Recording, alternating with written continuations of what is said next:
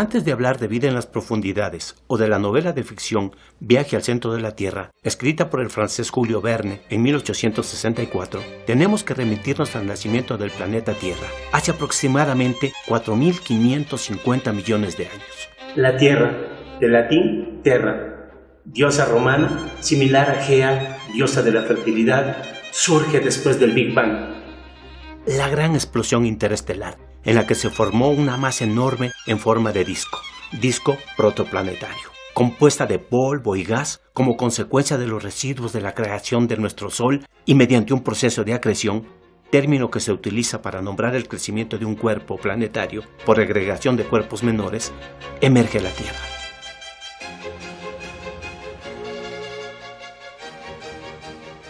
La capa exterior fundida se enfrió hasta formar una cubierta sólida y con la desgasificación de la corteza y la acción volcánica se produjo una primigenia atmósfera. La condensación de vapor de agua, junto con el hielo y el agua líquida, aportada por los asteroides, cometas y objetos que sin cesar caían en la Tierra, produjeron los océanos. A lo anterior hay que sumarle un joven sol y tenue, 70% del resplandor actual, así como una mezcla de gases de efecto invernadero que elevaron la temperatura evitando que los océanos se congelaran.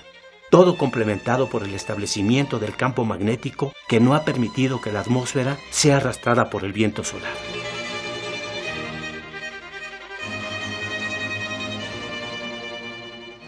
Más tarde, se inicia un crecimiento de la corteza terrestre, continental y oceánica, apareciendo el primer supercontinente Rodinia, hace poco más o menos 1.100 millones de años.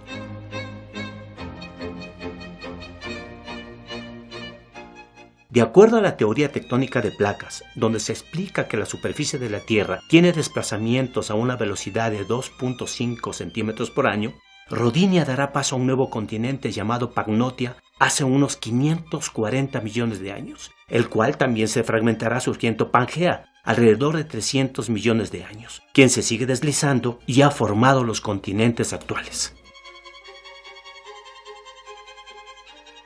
En la novela Viaje al centro de la Tierra, Verne nos llevará paso a paso para que nosotros mismos podamos descubrir las entrañas de nuestro planeta. Para tal fin, se ha valido de un pergamino, encontrado por casualidad por Otto Lidenbrock, profesor de mineralogía, residente de Hamburgo, Alemania, en un libro muy antiguo. El arcaico papel describe cómo llegar al centro de la Tierra, pero antes el catedrático debe descifrarlo ya que está escrito en rúnico, caracteres que utilizaron los islandeses desde que fueron inventados por el dios nórdico Odín.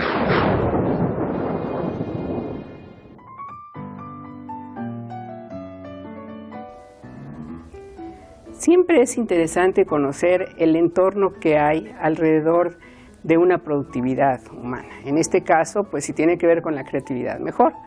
Para el caso de la novela de Julio Verne, que fue en el año 1864, pues había que ubicarnos en que estamos después del siglo XVIII, un siglo en el que, el XVIII, en el que se hicieron grandes descubrimientos. Simplemente en Inglaterra fueron más de 104 descubrimientos importantes que aún seguimos disfrutando de ellos y perfeccionándolos, y en particular uno muy importante que fue la máquina de vapor. Esa máquina de vapor que lleva al barco de vapor en 1804, después a otros instrumentos de vapor que se dan en 1817, en 1814, pues al descubrimiento también y uso ya del telégrafo, al descubrimiento del teléfono, después de que publica Julio Verne, pero ya toda esta historia. Pero algo muy importante también fue el siglo de la física, de la geografía. Me refiero a las leyes de la termodinámica, a este científico tan importante que fue Kelvin, que nos habló del calor, de la temperatura. Con todo este conocimiento, pues seguramente Verne imaginó muchísimas cosas. Y todos estos elementos seguramente contextualizaron su interés por conocer más sobre el planeta, pero profundizar un poquito más en lo que era la Tierra en sí, el centro de la Tierra, ¿no? Ha de haber sido pues de gran interés. El siglo en sí pues destacaba también una enseñanza ya positivista, entonces había que confirmar este conocimiento por un método más analítico que meramente explicativo, y esta teoría positivista permeó a todas las áreas, pero para Verne seguramente pues le motivó a su imaginación de una manera muy importante.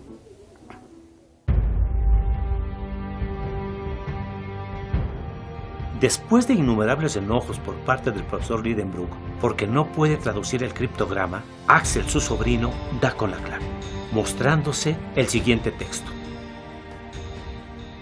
Desciende al cráter del Yóculo del Sneffels, por donde la sombra del Scartaris llega a acariciar antes de las calendas de julio, audaz viajero, y llegarás al centro de la Tierra, como he llegado yo. Arne Sagnussen. El entusiasmo invade a Lidenbrock, que presto decide ir tras los pasos de Sagnussen, obligando a su sobrino Axel a que lo acompañe.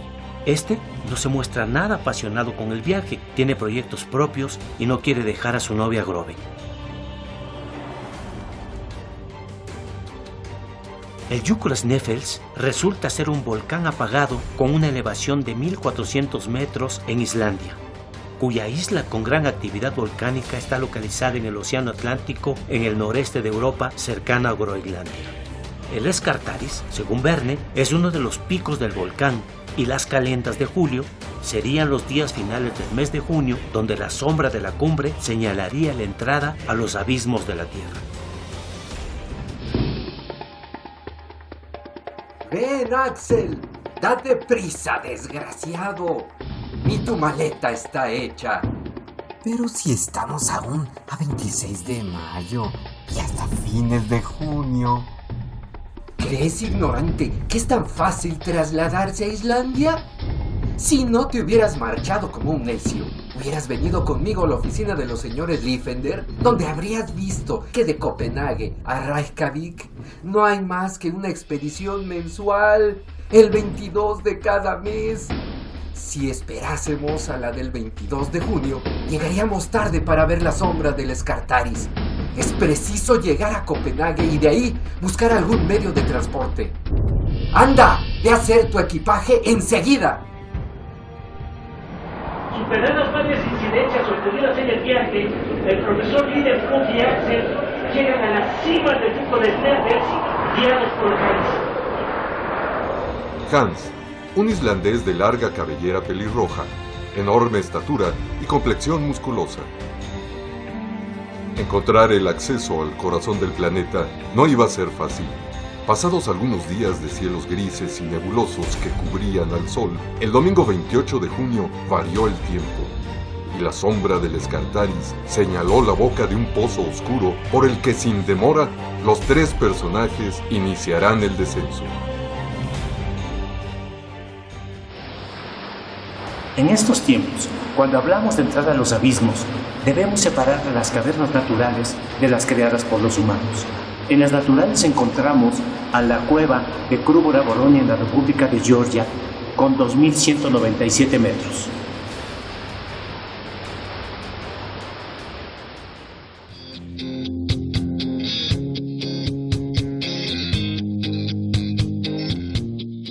Bajé a Krúvora Voronia.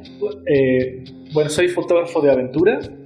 Mi actividad deportiva es la espeleología y soy explorador de cuevas. Como explorador de cuevas tenía mucha ansiedad, mucho gusto por ir a ver cosas nuevas, por ver lugares increíbles. Entonces, cuando me enteré que se había descubierto esta cueva, había rebasado Krúvora Voronia la cota de los 2 kilómetros, me dio mucha inquietud de ir a visitar esta cueva. Entonces busqué los medios para ir a este lugar tan fantástico, ¿no? Parecía como algo inaudito, algo increíble, ¿no? Es como los primeros que fueron a la luna, o las primeras personas que subieron al Everest, ¿no? Son lugares increíbles de la naturaleza. Entonces tenía esa motivación, ¿no? Esa inquietud de ir a la cueva más profunda del mundo. Y en la comparativa de las cuevas profundas del mundo, pues México se encuentra en un lugar privilegiado, siendo que de todo el continente, de todo el hemisferio, México tiene todas las cuevas más profundas. Y bueno, en el 2003 tuve la suerte de estar en la que era la cueva más profunda en ese momento, que era el sistema Cheve, que está en la Sierra Juárez, en Oaxaca.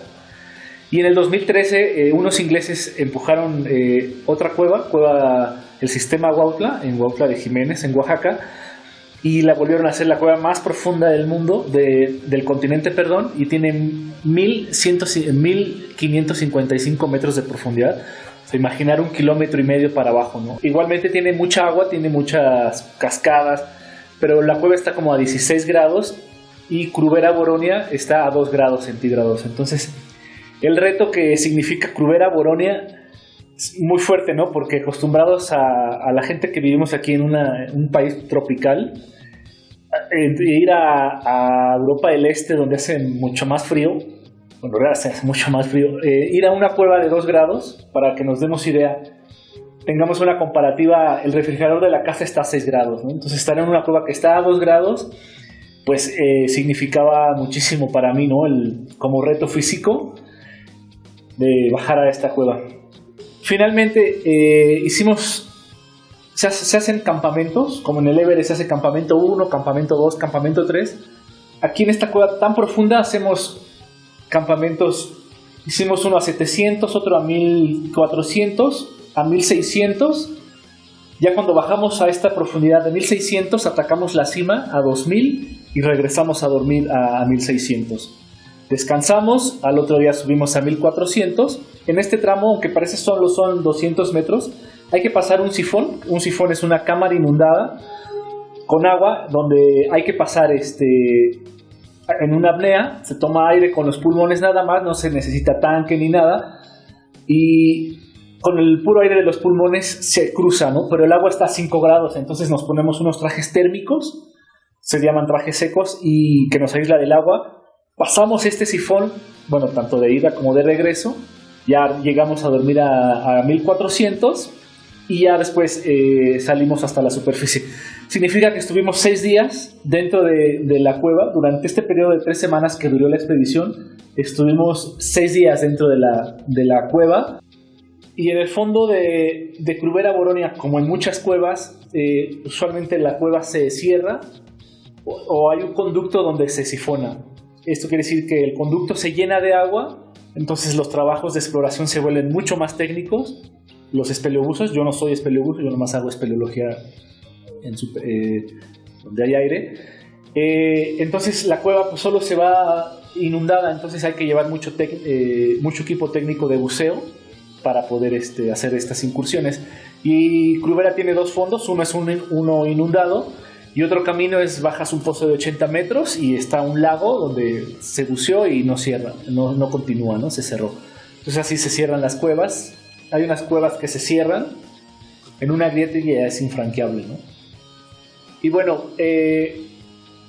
¿ha ido más gente a la luna o ha llegado más gente a la cima del Everest que al fondo de Crubera Boronia? Al fondo de Crubera Boronia hemos estado alrededor de 25 o 30 personas. Entonces en realidad es un grupo muy selecto de los que hemos tenido la fortuna de ir hasta el fondo de la cueva más profunda del mundo.